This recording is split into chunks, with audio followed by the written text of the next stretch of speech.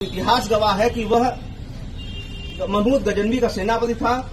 उसने सोमनाथ को लूटा था, कत्लेआम किया था पूरे देश में। इतिहास जानता है किसी भी लुटेरे के याद में यहाँ कोई भी मेले का आयोजन नहीं होगा। अगर किसी ने यह अवैध कृत्य करने की कोशिश की, कठोर कार्रवाई होगी, आप निश्चिंत रहिएगा। किसी भी लुटेरे, फिर कह दूं, किसी भी लुटेरे के प्रति आप अगर कहेंगे कि ये बहुत अच्छा है, बड़ा अच्छा दरगाह वाला है, तो बिल्कुल नहीं माना जाएगा। देश के प्रति जिसने भी अपराध किया है उसका साथ कोई देगा, वो भी देशद्रोही है।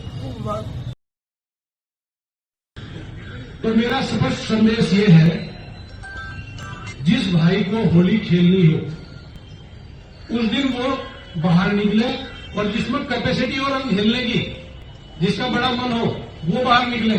नहीं तो अनावश्यक कोई भी आदमी बाहर ना निकले, अपने बच्चों के साथ रहे, अपने घर में नमाज पढ़े। तो घर में भी तो पढ़ते हैं, कोरोना टाइम में घर में नहीं पढ़ी, सबने पढ़ी है। और जब मूर्ति में भगवान नहीं है तो घर में भी तो मूर्ति थोड़ा ही है, घर में भी तो नमाज पढ़ सकते हो। जब सब जगह भगवान और अल्लाह सब जगह है, हर स्थान पे, तो आप घर में नमाज पढ़ लो। तो ये बिल्कुल भी प्रशासन इस स्थिति में नहीं है अब हम कोई भी चीज बर्दाश्त करेंगे किसी भी पक्ष की। यदि हिंदू पक्ष कोई रंग जबरदस्ती जानबूझ के डालता है और उसकी कोई वीडियो या ऑडियो हमारे पास आ गई, जगह जगह कैमरे लगे हुए हैं, अगर इसकी गलती है, क्योंकि कोई भी चीज होती है तो फिर उस पर भी कार्रवाई होगी।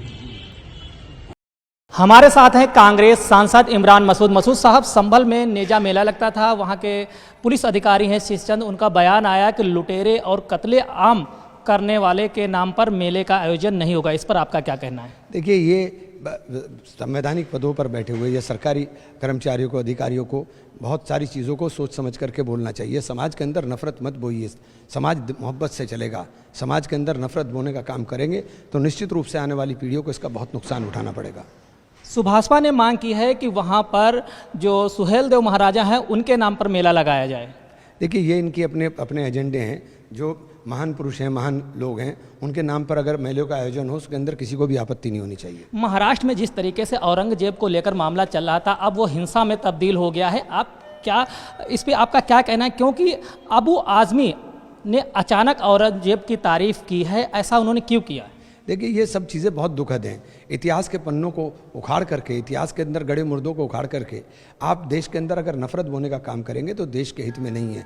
ये किसी सूरत में देश के हित में नहीं है। और समाज के अंदर सभी लोगों को सुरक्षित महसूस करना चाहिए। अगर कोई वर्ग या असुरक्षा की भावना समाज के अंदर आ रही है तो सरकार की जिम्मेदारी है कि इसको सुनिश्चित करे कि समाज के सभी वर्ग सुरक्षित महसूस करें। क्या आपको ये नहीं लग रहा है कि अबू आजमी ने ये बीजेपी के लिए बैटिंग की? क्योंकि औरंगजेब का अचानक मुद्दा उछलने का कारण क्या रहा? देखिए, मैं ये नहीं कह सकता कि कौन किसके लिए बैटिंग कर रहा है, कौन किसके लिए नहीं कर रहा है। मैं तो समाज में मोहब्बत की बात कर रहा हूँ कि समाज के अंदर नफरत नहीं होनी चाहिए। अंतिम सवाल है, संभल में जो जामा मस्जिद है जिसकी रंगाई पुताई चल रही है, अब वहाँ पे भगवा रंग से पुताई करने के लेकर भी मांग चल रही है। अब ये बेकार की बातें, इन बातों से कोई हासिल होने वाला नहीं है। इन बातों से अब रंगों के अंदर भी आप हिंदू और मुसलमान ढूंढने लग गए, ये कौन सी बात हो गई? अंतिम सवाल है कि वक्फ लेकर आप लोगों ने कल विरोध किया है, इस पर जेपीसी कमेटी के चेयरमैन का कहना है कि आप लोग मुस्लिमों को गुमराह कर रहे हैं और चुनौती दी है कि उस बिल में जो बिल बन रहा है उसमें कोई खराबी हो तो उस बात को सामने लाएं। उसमें कोई अच्छाई हो वो साबित कर दें। आपने सारे कब्जादारों को मालिक बनाने का रास्ता खोल दिया है।